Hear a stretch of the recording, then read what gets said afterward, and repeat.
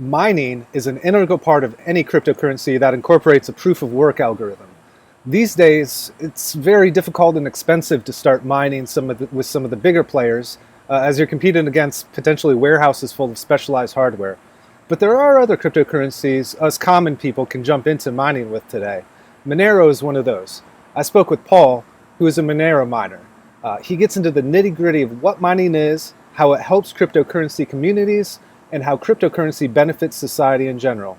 Enjoy. Yeah, so you're a Monero miner.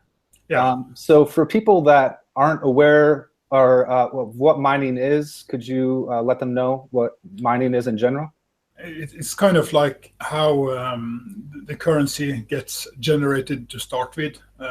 If you know what Bitcoin is, Monero is kind of a further development on that. So in order to have a digital currency, you have to create it somehow, and it's created through quite heavy calculations that's performed on computers or graphic cards, or with Bitcoins you have also something called ASICs. But basically you're doing heavy calculations on the crypto calculations on the graphics cards that generates blocks, and when you find a block, a match with in a chain, you get paid something, and you can be in a pool, so you don't have to find the block, but you can be in the pool, and if someone in the pool finds the block, then the reward is shared within that pool. Okay, great. Could you actually go into a little bit more detail about pools and the difference between solo mining and mining in a pool? Yeah, as I said, you could sit down and mine yourself, but it would usually take a lot of time for you to find a key. It's a kind of in effect, it's a little bit like a lottery, because you have to solve a problem that goes into the chain. But instead of doing that just on your own and just hope that you find it, you get into a pool, and there's a whole lot of people who are mining, and basically when someone in that pool finds a block that fits the chain, everyone gets paid depending on how much they contributed to find that block. Okay, great. So you, instead of getting chunks of money like every other week, you get a steady stream of low amount of money all the time. Okay, yeah, that makes sense. So, yeah. So you mentioned earlier, Bitcoin mining and Monero mining. What made you choose Monero mining over, say, some of the more traditional ones? I did mine a bit of Bitcoin a few years ago. It was by the time they started mining ASICs, it was quite expensive to chip in and get the hardware, and the hardware required quite a bit of maintenance. You had to follow it, make sure they are up and everything was working and in order and stuff like that. And in the long run, if you were lucky, I would get my expenses back, the investment back, but not much else, because when the machinery has been running for a year or maybe 1.5 years, 2 years, they were so far behind because they were developing new ASICs all the time. So I kind of just stored my Bitcoin somewhere in an account and didn't do anything else for a long while. But then in January this year, a friend at work, he started talking about crypto coins, and this guy actually had been mining Bitcoin in the start, so he had like 10 Bitcoins. Oh, wow. He had mined himself because it's quite quick in the beginning. And so he had that stored away, so it was like a lot of money now. And we were talking about Monero and some other coins, and I thought, oh, I have the computational power. As long as I don't have to buy ASICs, I can just install a client on some of the computers that I had available that's up all the time anyway. So just tried to install something called MinerGate, which is a very fast client. It's not the optimal solution, but you get up and running and see what it is. And okay, I could make some dollars here, and Monero started to trickle in, and it's like you start, and after a while you think, I can do this better. I'm a hardware guy. I like hardware. I've been working with computers all my life, and it's the thing I know really good. So I started looking at setting up my own wallet, finding a pool, setting up my own hardware. I did some compiling to get the Monero miner working on my gaming PC. It's a nice 980 Ti graphics card, so it's quite fast running. And then after a while, as it started to, the ball started rolling, and I started thinking, maybe I'll buy a graphics card, 2 motherboards. So I got a PC case with 2 graphics cards running, and well, this is nice. It's more and more Monero is pouring in. And at the same time, I saw the exchange rate for Monero, $1. When I started, it was $12 for 1 Monero, and now it's just under $30 for Monero. So that goes up, and I was thinking about how I always regretted not buying a lot of Bitcoins. Don't we all? Yeah. I think everyone has been doing cryptocurrencies has been regretting that. I could just buy. I know they were there. I read about them. Could just spend a few dollars and get a shitload, and now I could maybe buy. If I'd done that and saved it, I could. Today I could have bought a house without taking up a loan. It's insane. I'm starting to see the same kind of development for Monero, and I really like the fact that you have the improvements, because at the moment you can't use ASICs, so the competition is quite even balanced. I mean, you can set up a lot of graphics cards and hardware and do stuff like that, but everyone can do it to a certain degree. Right. So the playing field is very leveled. It's very equal. You invest in some hardware and you get your worth back. So that's one of the things that really seem like Monero will be a good thing for me. And also the aspect about the privacy, the aspect about each coin being equal and that you can't trace them back and forth. It's like me giving you a $10 bill. You don't know where it's been or whatever it is. It's just a bill and it's worth something. And Bitcoin doesn't have that. So I started to look at that, and it sounded like the future, because I've always been pro openness. I like to protect my privacy, and I was also a member of the Pirate Party here in Norway. Actually, was in the election run for it, and I think privacy is important, and it's doubly important these days, because it's being attacked by a government who wants to surveil us. It's not just USA; it's happening all over the world. We have, and people, they're not seeing this because we are numb. We are numb because we have become so useful to sharing everything through social media that we don't care about privacy anymore. And that's a really scary thing, really. Yeah, I think Monero is really interesting in that regard. Now, as I'm really familiar with Bitcoin mining in the sense that part of what you're doing is saying, okay, this coin came from here and went to there. Could you go a little bit into the privacy that you're talking about Monero? How does all that work when you don't know where everything has been? It's very heavy mathematics. I mean, even I have been studying and doing stuff and looking at things, and I know my computer. I program a lot and do those things.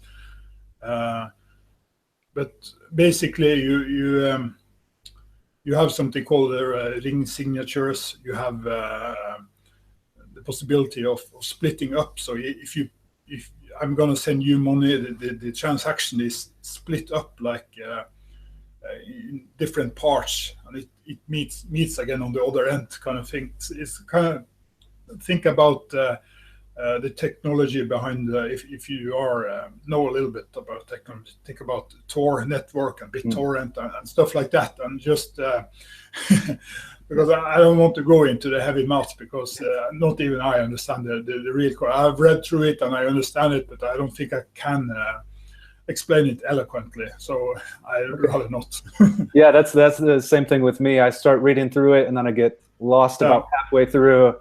But you kind of get the sense what it is about, but you don't. I can't just sit there and show everything.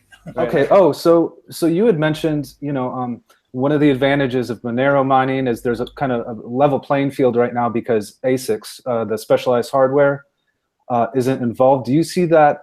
Do you see that continuing into the future, or is it kind of get in now or you'll miss the opportunity? That's a difficult question, because never know. You can't take the present or the past and predict the future. You don't know what's going to happen in the future. But what we do know is the fact that the algorithm to calculate these keys for Monero requires at least 2 megabytes of RAM, and that's not something that you can incorporate easy into an ASIC. I mean, even 1 megabyte RAM ASICs is unheard of these days. So you don't know. But ASICs is just one thing. The other thing is quantum computers that are being developed. We don't know how fast, when, but probably if you look far enough into the future, they're going to have something that breaks all encryption today. Yeah. That's going to be bad for everything. It's going to be bad not just for Bitcoin and Monero. It's going to be bad for safe banking. It's going to be bad for encryption. Me sending encrypted messages to my friends. All of these things is going to be in danger when you have enough quantum computer power.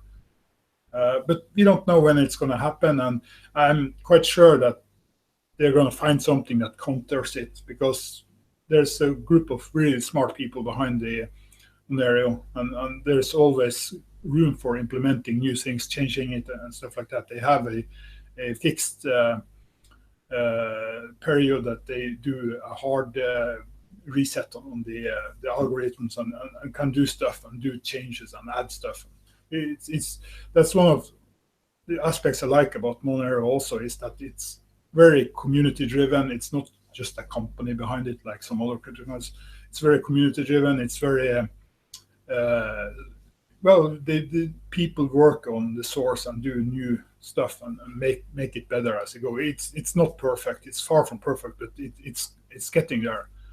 And when you have everything is ready, you have a mobile wallet, you have those things you need, then it's going to be great. But until then, it's kind of a little bit obscure. Yeah. So, yeah. All right. So if someone is watching this and you've now completely convinced them that they want to do what you do, where's a good place to start?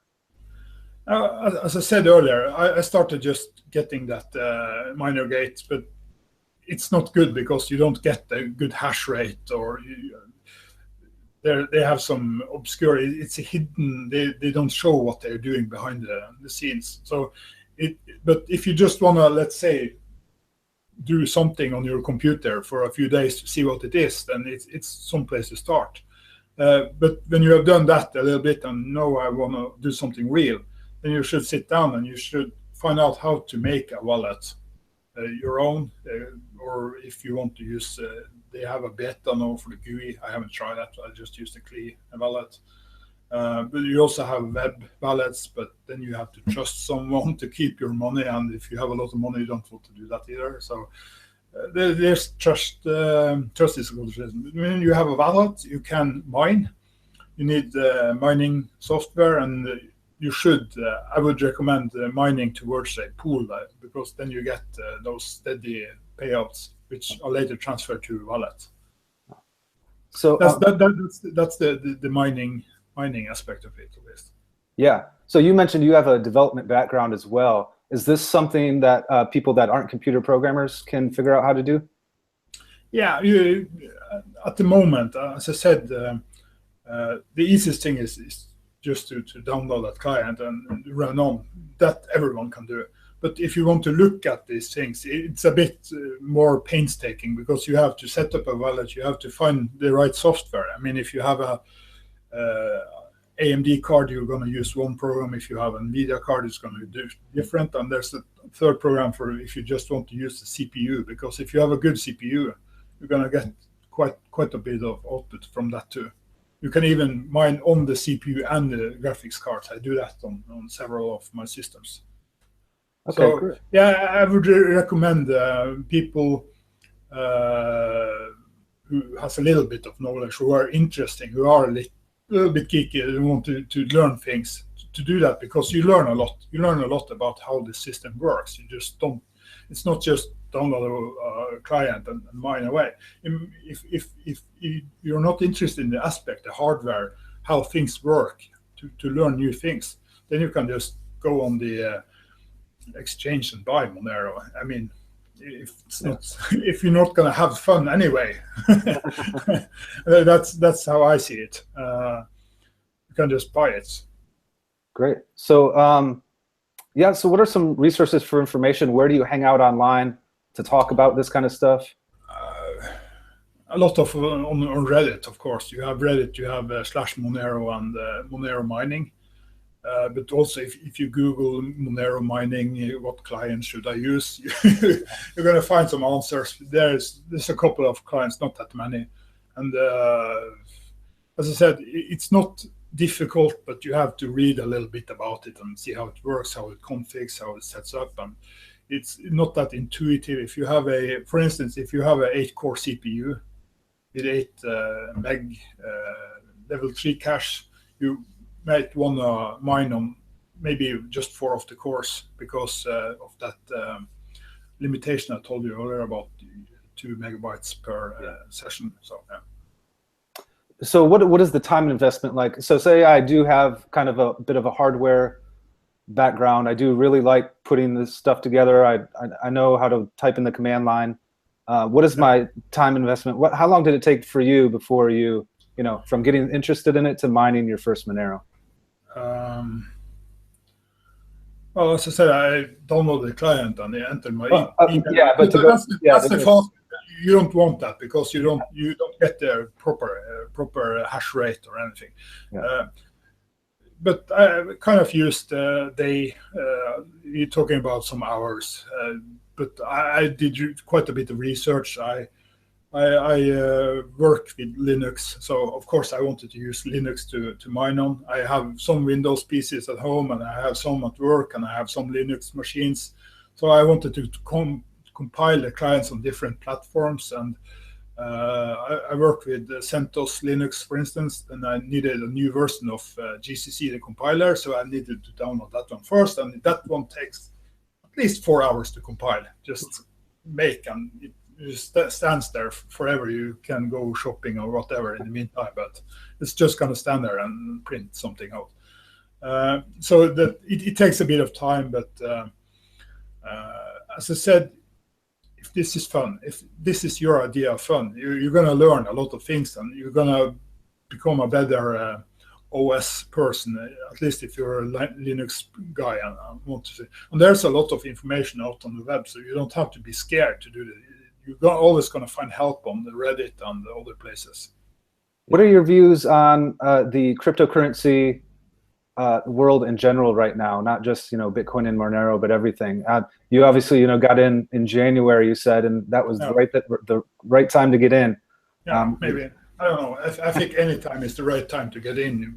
It's just a matter of perspective, because as it is now, you have the flagship, Bitcoin. That's the flagship, no doubt about it. It's the number one, and but it has some fallacies. Anonymity. I mean, if I go to the look into the blockchain and just browse it, I can see all the accounts, how much money has been transferred between where and everything. It's like all the bank accounts, it's open, but it doesn't say the name of the owner. It's just say the number and the amount and what was transferred, because that's a part of the system, and it needs to be a part of the system. So that's but it's still the flagship, and you have a few tiny group of coins that I think is gonna be around for quite a while, because they have been quite popular, and a lot of people are mining. You have Ethereum, probably number 2, maybe Litecoin. Then you have the more Monero is getting quite a boost these days. It's been you have a lot of coins that goes quite fast up, but nothing else happens. Monero hasn't done that. They have been steadily growing slowly, and that's one of the things I like about it, because it's no if something goes fast up, then it's bound to fall down again. That's so what I tell people about Monero too, is that if you want to invest some money, you can sleep well at night with Monero. I'm thinking you never know. Of course, I could invest 10,000 Norwegian kroner in Monero today and lose everything tomorrow. You never know. There's no guarantee. But the perspective, I'm not gonna make a lot of money today, tomorrow, or this year, or next year. I'm thinking like 5 years ahead, where it's going to be. I mean, if it has the same development as Bitcoin, I don't know. I have no guarantee, and nobody has. As I said, you can only predict it. You look at the past and the present, but the future, it's going to be different, because, for instance, if you go back to the 80s and talked about the internet, nobody's going to, in the 90s, nobody's going to believe you. And same if you went to the 90s and talked about cell phones and smartphones and stuff like that, and people were thinking you were crazy, because you can't look at the present and the past to predict the future. It's just going to come. You can't guess, okay, but never know. But the way I see it, you have a myriad of altcoins now, but you have like 4 or 5 of them may survive if we're lucky. We don't know, because I don't think in the long run a lot of this is gonna fall heavy and not make it. But which one, I don't know. Something new may also come along later. You never know. Yeah, great. No, I think that's a great answer. I think so what I'm trying to say is don't take up loan on your house or do stuff like that. But if you have a little money and want to have some fun, I don't gamble. I hate gambling. I'm as a principle against it. But this is the closest I can get without feeling uncomfortable, because it's. I feel that as long as you're paying attention and looking, and as long as there's not a big crack, then it's a kind of a calculated risk, really. And if let's say in a year everything goes straight down the drain, I still have a lot of cool hardware that I can sell or do whatever I want with. Yeah. And that's one of the advantages with mining. You're going to end up with some hardware, at least. Yeah. Thanks again to Paul for this great interview. If you're interested in Monero mining, check out the subreddit he mentioned, reddit.com/r/Monero mining, all one word. I've added links in the description of this video. While you're here at this channel, check out a few more interviews all about the world of cryptocurrency. Thanks for watching, and I hope you learned something. Let me know if you have any questions in the comments.